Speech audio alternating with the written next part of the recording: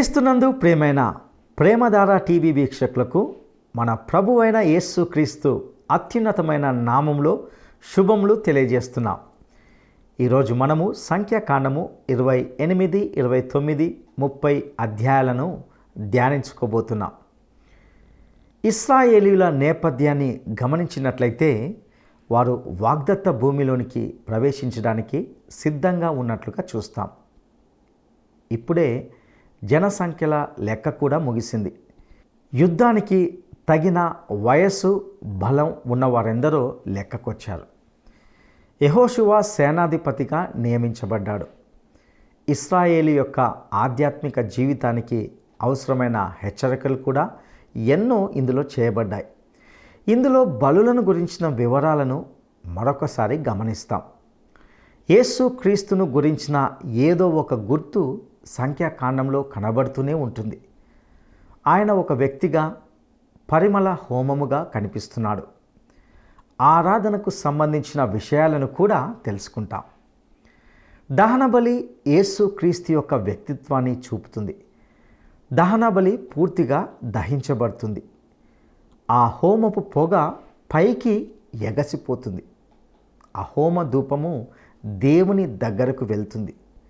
దానిని దేవుడు ప్రీతిగా ఆగ్రానిస్తాడు. అందుకే దహనబలి అంత ప్రాముఖ్యమైనది. ఈ బలుల యొక్క ఆవశ్యకతకు కారణము పాపమే అనే సత్యము మరొకసారి చెప్పబడుతుంది. అదేవిధంగా మ్రొక్కుబడికి సంబంధించిన నియమాలను ఇందులో చూడబోతున్నాం. ఇక సందేశాన్ని వినడానికి మనము సిద్ధపడదామా? సోదరీ సోదరులారా, ఈ రోజున మన పాఠం సంఖ్యాకాండం 28వ అధ్యాయం. జాగ్రత్తగా వినండి. ఇశ్రాయేలీయులు వాగ్దత్త భూమిలోకి ప్రవేశించడానికి సిద్ధంగా ఉన్నారు. ఇప్పుడే జనసంఖ్య లెక్క కూడా ముగిసింది. యుద్ధానికి తగిన వయస్సు, బలము ఉన్న వారందరూ లెక్క తేల్చారు. యెహోషువ సేనాపతిగా నియమించబడ్డాడు. ఇశ్రాయేలు యొక్క ఆధ్యాత్మిక జీవితానికి అవసరమైన హెచ్చరికలు ఎన్నో చేయబడ్డాయి. అర్పణలు, బలులు ఏవేవి అవసరమో వాటినన్నిటినీ క్రమబద్ధంగా రూపొందించారు. సంవత్సరమంతా అర్పించవలసిన జాతీయ బల్యర్పణ కార్యక్రమమంతా సిద్ధపరిచారు. ఇప్పుడు వాటిని పునర్విమర్శ చేస్తున్నారు. ఈ బలుల వివరాలన్నీ మునుపు ఒకసారి లేవియ కాండంలో విన్నాము. అందుచేత వాటినన్నిటినీ తిరిగి చెప్పబోవటం లేదు. అక్కడక్కడ ముఖ్యమైన వాటిని మాత్రమే మీ దృష్టికి తెస్తాము. అయితే ఒక ప్రశ్న మనకు ఎదురవుతోంది. దేవుడు ఎందుకు ఈ బలులను గురించి పదే పదే చెబుతున్నాడు? ఎందుకనగా ఈ బలులన్నీ రాబోయే యేసుక్రీస్తుకు ఛాయారూపకమైన వస్తు సంకేతాలు. వివరాలు మనకు అమూల్య వరాలని భావించాలి. పాత నిబంధన బైబిలులోని ప్రతి పుటలో యేసుక్రీస్తును గురించిన ఏదో ఒక గుర్తు కనపడుతూనే ఉంటుంది. మోషే యెహోవా నుండి పొందిన వాక్కు. సంఖ్యాకాండం 28వ అధ్యాయం 1, 2 వచనాలు. మోషే, నీవు ఇశ్రాయేలీయులకు ఈలాగు ఆజ్ఞాపించు. నాకు సువాసన కలుగుటకై మీరు హోమరూపములుగా నాకు అర్పించే ఆహారములను నియామక కాలమున నా వద్దకు తేవడానికి జాగ్రత్త పడాలి. గమనించారా? దేవుడు అంటున్నాడు, నాకు అర్పించే ఆహారం నా వద్దకు తేవాలి. నాకు సువాసన రావాలి. నాకు అది ఇంపైన పరిమళ హోమం. మా శ్రోతలకు జ్ఞాపకమున్నదా?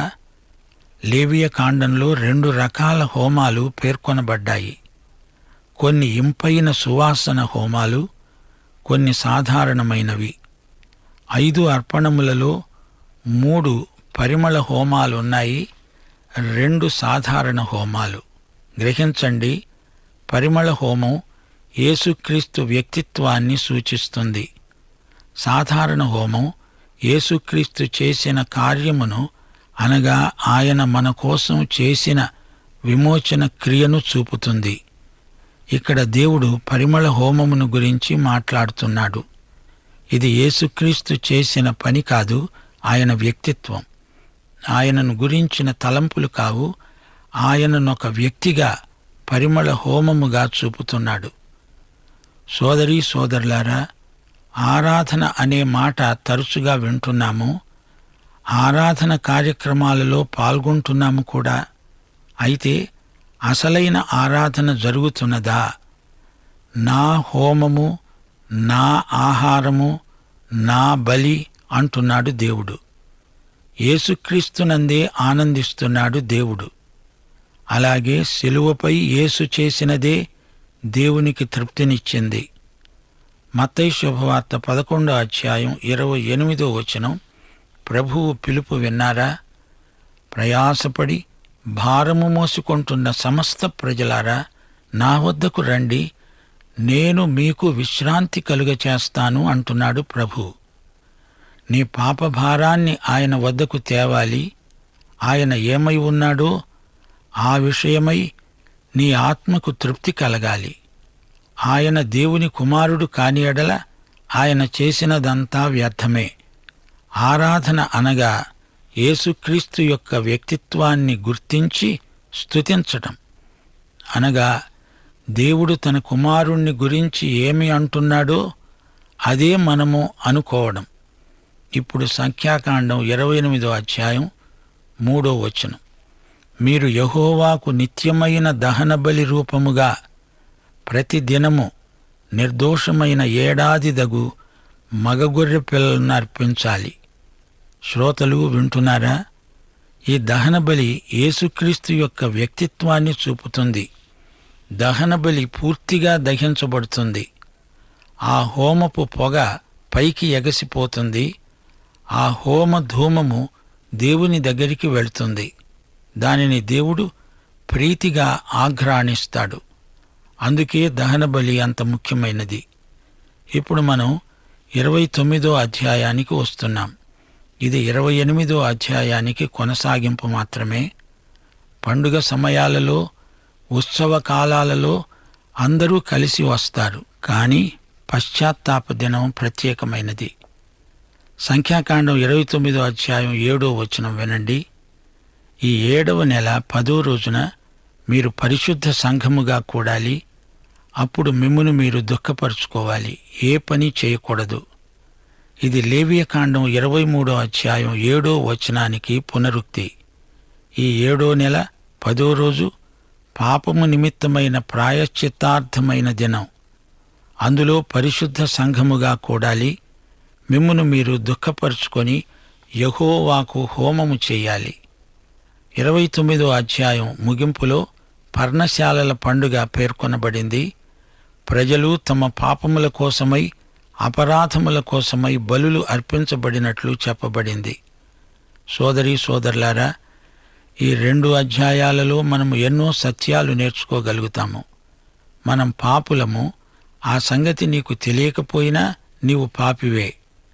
దేవుని వాక్యాన్ని జాగ్రత్తగా వింటే నీవు ఎలా పాపివో బోధపడుతుంది. నీవు పాపివి, నీకు రక్షకుడు కావాలి. ప్రతి మానవుడు పాపే. ప్రతి మానవునికి రక్షకుడు కావాలి. ఆయనే యేసుక్రీస్తు. ఆయన మన కోసమై శిలువ మీద చనిపోయాడు. మన పాపాలకు వెల చెల్లించాడు. ఈ లోకములోనికి దుఃఖాన్ని, శోకాన్ని తెచ్చిపెట్టింది పాపమే. ఈ పాపం వల్ల అనేక మంది గుండెలు చెదరిపోతున్నాయి. కన్నీరు కాలువలై పారుతోంది. దేవుడు పాపాన్ని ఎంతో ద్వేషిస్తాడు.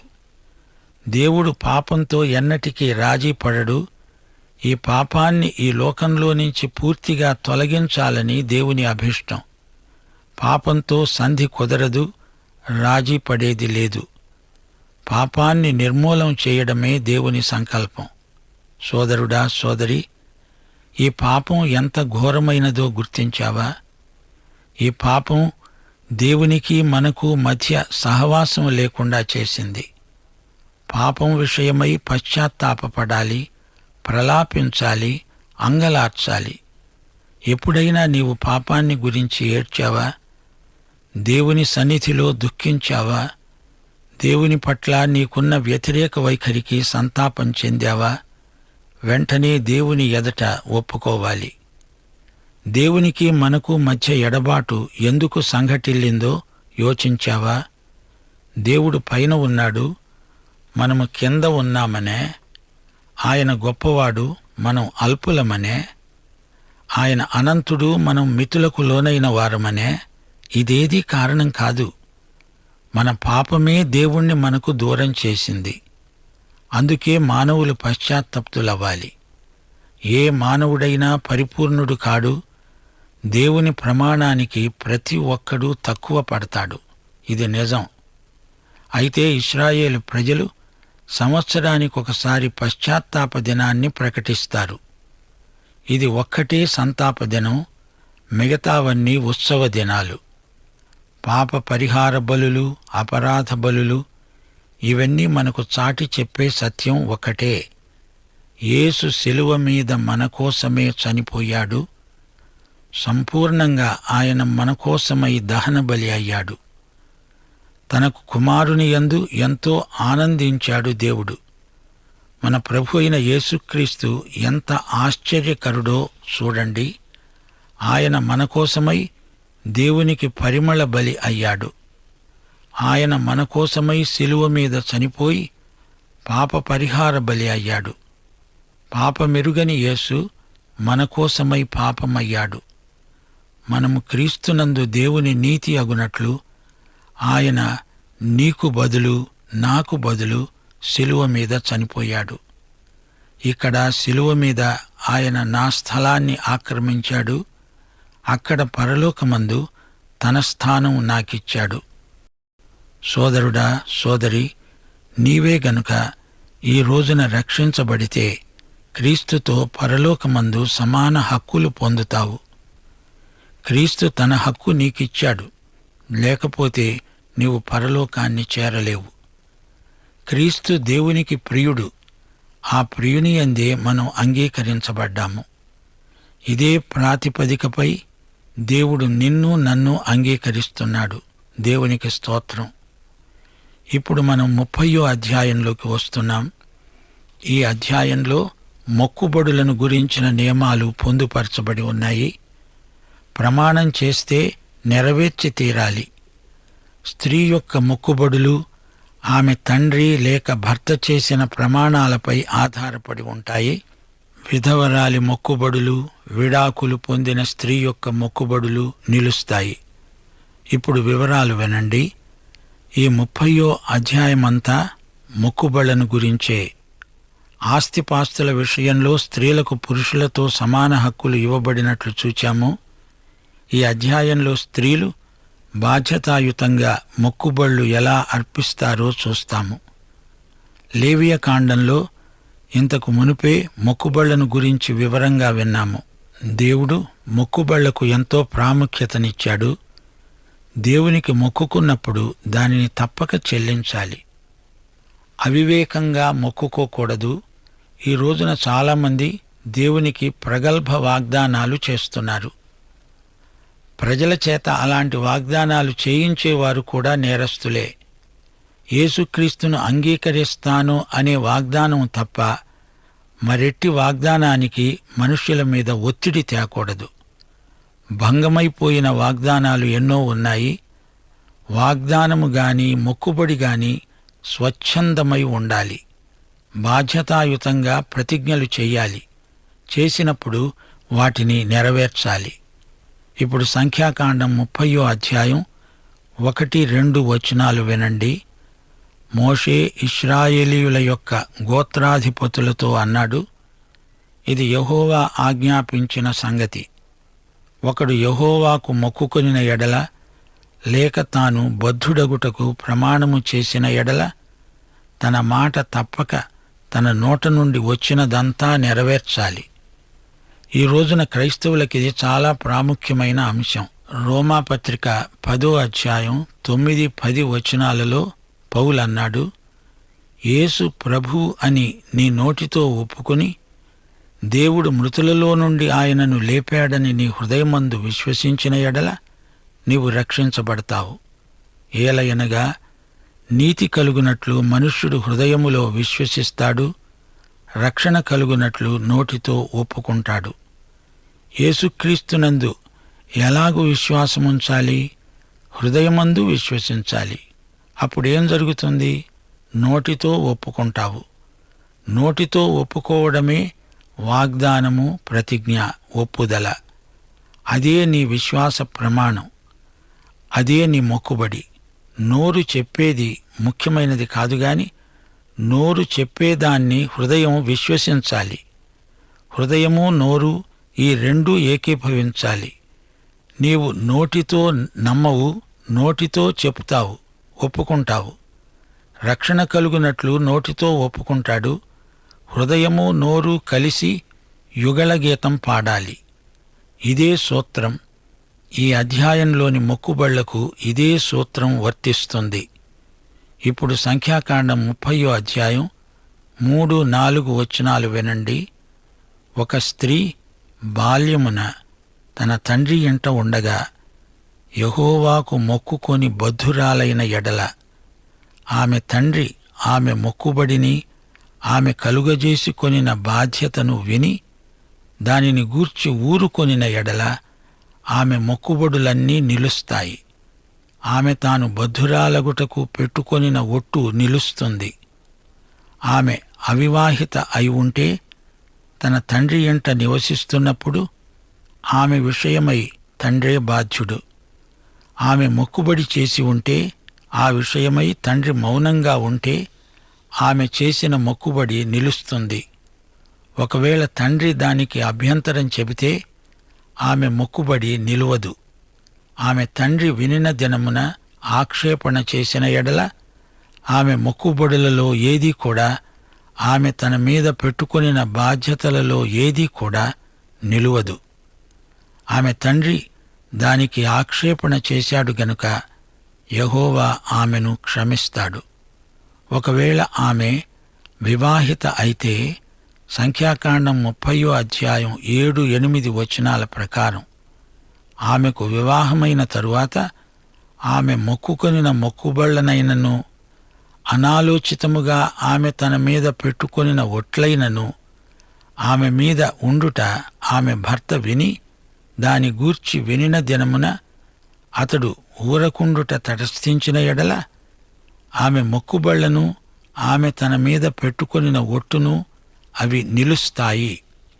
వివాహిత అయిన స్త్రీ అయితే ఆమె మొక్కుబడి చేస్తే భర్త దానికి అభ్యంతరం చెబితే దానికి భర్తే బాధ్యత వహించాల్సి ఉంటుంది. కొందరు స్త్రీలు డబ్బు కోసం పెళ్లాడతారు. భర్తలు చేసిన వాగ్దానాలను, వారి వీలునామాలను వీరు విధవరాండ్లైనప్పుడు రద్దు చేసిన సందర్భాలు కూడా ఉన్నాయి. భార్యాభర్తలు సహకరిస్తే ఏ సమస్య ఉండదు. అయినా వారి తీర్మానాలు ప్రభువును మహిమపరిచే విధంగా ఉండాలి. సంఖ్యాకాండం 30వ అధ్యాయం 9వ వచనం వినండి. విధవరాలు గాని విడనాడబడినది గాని తన మీద పెట్టుకొనిన ప్రతి మొక్కుబడి నిలుస్తుంది. విధవరాలు గనుక ఈమె ఇప్పుడు స్వతంత్రురాలు. ఆమె చేసిన మొక్కుబడి నిలుస్తుంది. దేవుని బిడ్డలు ఆడిన మాట ఎట్టి పరిస్థితిలోనూ తప్పిపోకూడదు. కీర్తనలు 15వ అధ్యాయం 4వ వచనం. అతడు ప్రమాణము చేయగా నష్టము కలిగిన మాట తప్పడు. మన దేవుడు మాట తప్పని దేవుడు గనుకనే తన బిడ్డలు తనలాగే మాట తప్పకూడదని ఆయన కోరుతున్నాడు. దేవుడు అబ్రహాముకు, దావీదుకు వాగ్దాన నిబంధనలు చేశాడు. వాటిని ఆయన నెరవేర్చాడు, నెరవేరుస్తున్నాడు. దేవుడు ఆడి తప్పడు, పలికి బొంకడు. యోహాను సువార్త 3వ అధ్యాయం 16వ వచనం ఎంత గొప్ప వాగ్దానమో, అది ఎంత గొప్పగా నెరవేరిందో చూచారా? దేవుడు లోకాన్ని ఎంతో ప్రేమించాడు. తన వాగ్దానము చొప్పున తన కుమారుణ్ణి మనకు సరైన వేళలో అనుగ్రహించాడు. యేసును నమ్మిన వారెన్నడూ నశించరు, నిత్యజీవం పొందుతారు. దేవుని వాగ్దానము దేవుని వాగ్దానమే. అది ఎన్నటికీ రద్దు కాదు. ఎప్పటికీ అది వీగిపోదు. యేసును నమ్ము, నిన్ను రక్షిస్తాను అన్నాడు దేవుడు. రక్షించాడు. నన్ను రక్షించాడు, నిన్ను రక్షిస్తాడు. ఆయన ఎంతైనా నమ్మదగిన దేవుడు. ఈ మాట ఎన్నడూ మరిచిపోవద్దు. దేవుడు చెప్పాడు, అన్నాడు, వాగ్దానం చేశాడు, అది ఆయన నెరవేర్చక మానడు. దేవుడేమీ ఒట్టు పెట్టుకోనక్కర్లేదు.